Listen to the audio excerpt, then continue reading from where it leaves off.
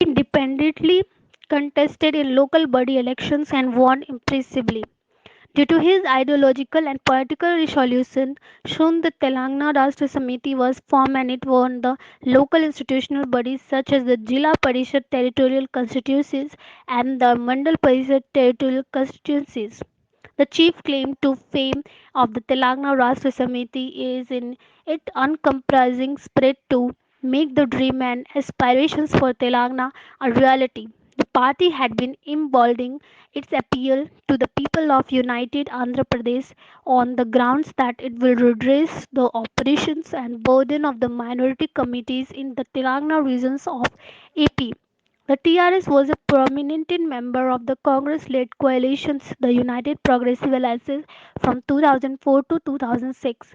In 2004, the party won 5 Lok Sabha seats and 26 seats in the Andhra Pradesh Legislative Assembly.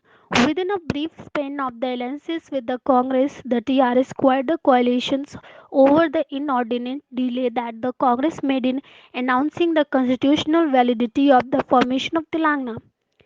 In its history of electoral performances, only once did the TRS fare poorly in the polls. In the 2008 by-elections, the party performed dismally, being able to retain only 7 out of 16 assembly constituencies and 2 out of the 4 Lok Sabha seats.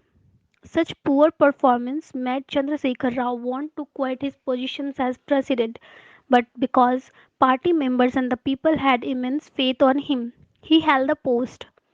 In the Democratic performance in 2009 elections, when the TRS initially entered in the Telugu Desam party-led Grand Alliance along with the other Third Front members, it performed even more poorly as compared with 2008.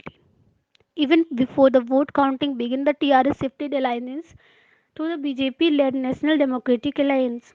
The party got only a meager 4% votes in the elections. The TRS rode back to power only in 2012 by elections when renewed struggles ensued the demand for the creation of the new state of Telangana. Finally, however, the Congress heeded to the demands of TRS in forming separate Telangana. In September 2013, the constitutional validity process was underway. Now we discuss election symbol of TRS.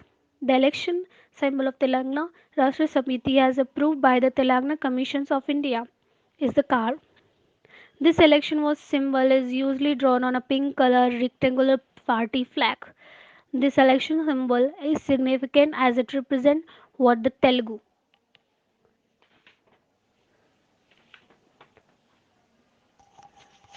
was the Telugu Rashtra Samiti stand for. The operation faced by the peasants and farmers due to the high headedness of the feudal lords of the Reddy and Velama caste in the 10 districts that comprised Telangana was getting increasingly fierce. The TRS pledged to restore peace in the Telugu region, Telangana of united Andhra Pradesh by granting the people regional exclusivity and ethnic identity. The symbol is a promise of making each individual participating in the Telangana movement to own a car of one day, such as to indicate that poverty will vanish and good times will prevail. More than anything else, the election symbol is representative of the high hopes and ambitions of the TRS, which it must fulfill for the oppressed millions in Telangana. Now discuss next topic mass mobilizations. In order to unify the people, all parties and organizations came together to form Telangana Joint Committee. Under its leadership, 6 major agitations were launched. We can Telangana Joint Action Committee called short form TJAC. What are the 6 types of major agitation were launched? The first one is non-cooperation movement. Second, Millennium March. Third, Sagara Haram means human chain around Hussain Sagar Lake in Hyderabad. Fourth one, Sansan Yatra means march to the parliament. Fifth one, Sakala Janula Sami 42-day general strike. 6-1 Chalo Assembly. Now we discuss Sakala Janula Samme. Sakala Janula Samme means extraordinary general strike in the 10th district of Telangana has entered in its 10th day today. Minors in the Singarnian colleges, private colleges, teachers and student, road transport employees unions, school teachers, university staff, lawyers in the lower and high courts.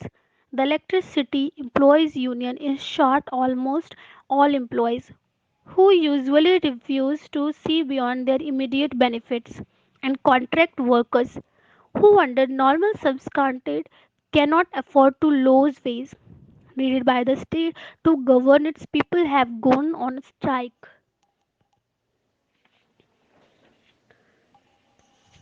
Now we discuss next topic Telangana general strike. Government in this region already seriously impaired and facing severe challenge from the movement in since 2009 has come to stand still in an extraordinary do or die battle for the formation of a separate Telangana state. The various Joint Action Committee promise to continue this strike till a separate Telangana state is formed.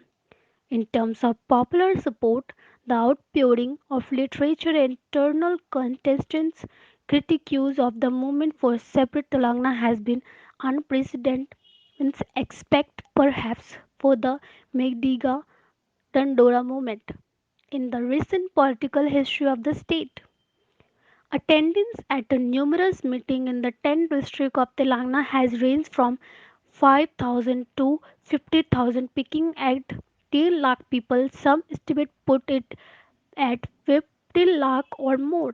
In Warangal in mid 2010, a profusion of movement literature has disseminated the demands of Telangana to the reading public. Proportionate share in allocations for irrigations and employment, protection of a farmland and self-rule. The wide-ranging public debate has opened up commonly accepted notions of Telugu language, history, culture, and development in the state to intense critical scrutiny. Other hitherto non-political issues ranging from evaluations of exam papers across the region to recruiting police constable have become intensely controversial. This movement has sucked into its wake grassroots struggle for drinking water and for a share in irrigated water against distress migrations against farmer suicide and mining projects that lay waste their land. Writer and other cultural activities as well as those working for tribal and Dalit right continue to fit this storm, making it the mother of all struggles in the region today. In the era of electoral democracy, rapid globalizations, and identity politics, such a demand, sometimes called regional nationalism, has attracted ridicule, dismay, and cynicism among the dominant sections of the middle classes and the intelligentsia.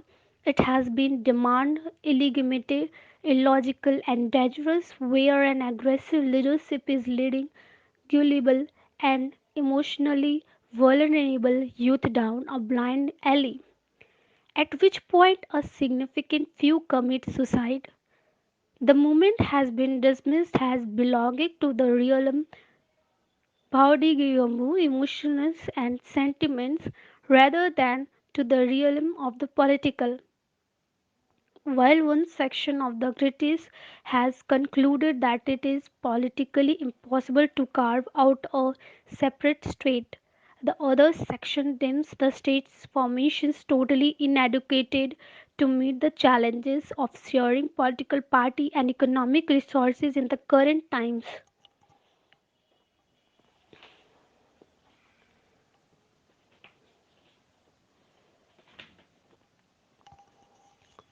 Steeped in skepticism, the light remained anxious about incidents of potential or actual violence against the coastal Andhra migrants settled in the 10 district of Telangana.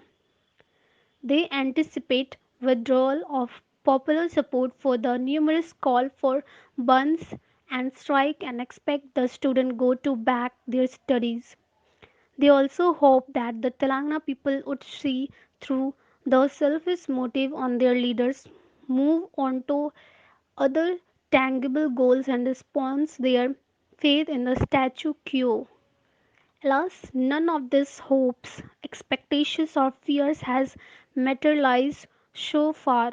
Instead, the steady opposition to the demand for the state seems to have gradually resulted in firing up the proponents' resolve for it. Since Telangana Vandam turned into a movement, it has pushed the leadership with serious differences among themselves to work in tandem with each other. Yes, mean an alliance they would not have otherwise dreamed of. There has emerged a contested conscience about the modes, strategies, leadership of the movement. Thus, while the TRS leader K. Chandrasekhar Rao KCR has the unquestioned ability to galvanize people into action, he is clearly seen as a person with limitations, corruptible, comprised, and doubtful has a choice for future leadership. Who is meeting the need of the moment?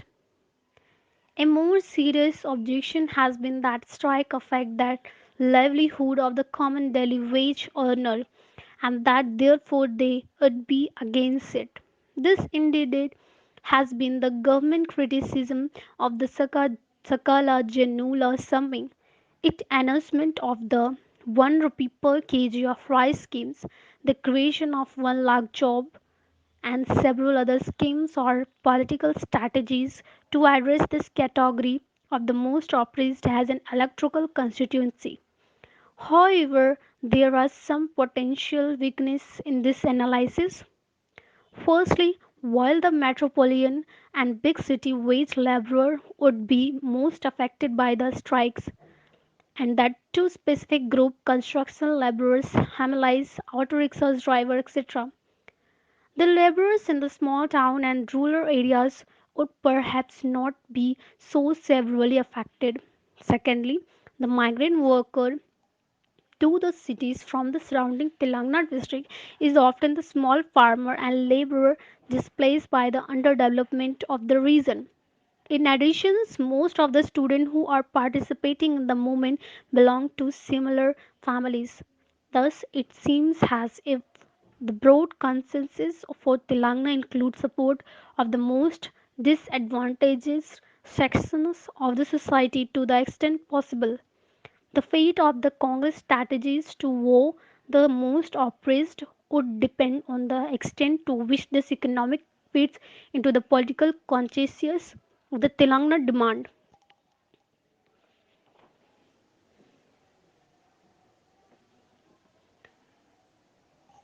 The government at the state and central level exhibits no ability to make a coherent and articulate response to the demand of the separate state itself. What we get instead are meaningless and vague statements by assorted AICC spokesperson Ghulam Nabi Azad, Manish Tiwari, Abhishek Singhvi, Renuka Chaudhary. Negative ones by the group of most influential MPs from the state. Rayapati Sambasiva Rao, Lagadipi, Raja Gopal, Kavuri Sambasiva Rao, J.C. Divaka Reddy, etc., and historical ones by the myriad Congress leaders at the local level. Chidambaram's December 2009 statements in favor of Telangana and the Sri Krishna Committee's observations notwithstanding, the Congress government at the center and state have adopted the favorite strategy of wait till the movement turns against itself. The ability of most Telangana elected representatives to visit their constituencies from 2009 and their eventual resignations under people's pressure did not seem to matter. The language of the ruling party and of the government continues to be that of managing the sentiments or administering it through regional committees, special development scheme, and special anti-knuckle packages. Given that the Telangana representatives are in a minority in the state assembly and in the parliament, and the near total split within the of Congress and Telugu Desam parties of the issue of Telangana, the possibility of talking and political administrative step towards the formation of Telangana state have grown increasingly bleak. While it is no surprise that the region, which has been touted to be administered and managed through various agreements, committees, special packages, and development over the last 50 years, has launched a general strike, the precise dynamic of the political upheaval are yet to be fully understood. In a mirror image, it is silence of the national media and the intelligentsia that is inexplicable to those of us who have followed the passionate discussion around Anna Hazare's anti-corruption movement. While the Telangana movement is a regional one, its criticisms of development biases and its comprehensive refusal to submit to a government that is widely perceived to be against the regional interest are worthy of note. It is our considered opinion that the Telangana movement represents a far more advanced and democratized political understanding than the moralistic opposition to corruption which took center stage in English newspapers, television, and the World Wide Web. It is perhaps indicative that underdevelopment and acute organic political insight are also handicapped by the lack of a voice that will be heard in the national public sphere.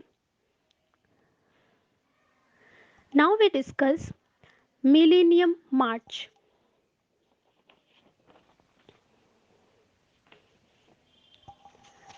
Millennium March means the Million March to Hyderabad called by pro Telangana groups and supported by political parties on Thursday turned violent as thousands of agitators broke through police barricades to reach the tank burn here, where they went berserk.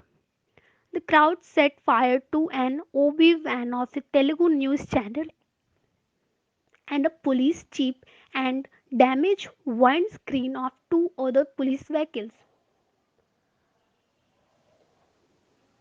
8 policemen were injured in stone throwing. The move singled out Congress MPs K. Sivarao and Madhu Yashiki Gaud for attack and hurled footwear, water bottles and food sachets at them. The police had a tough time rescuing them. 7 statues of eminent Telugu personalities erected on the tank burn when N.T. Rama was chief minister was vandalized, and one uprooted statue was thrown into Hussain Sagar Lake. Journalists were also singled out for attack, and more than a dozen video cameras and still cameras were snatched and damaged by the move. Now we discuss next topic, normal life hit. Tensions started building up in the Andhra Pradesh capital right from the morning, with the police virtually sealing off the entire central Hyderabad, including the assembly now in session.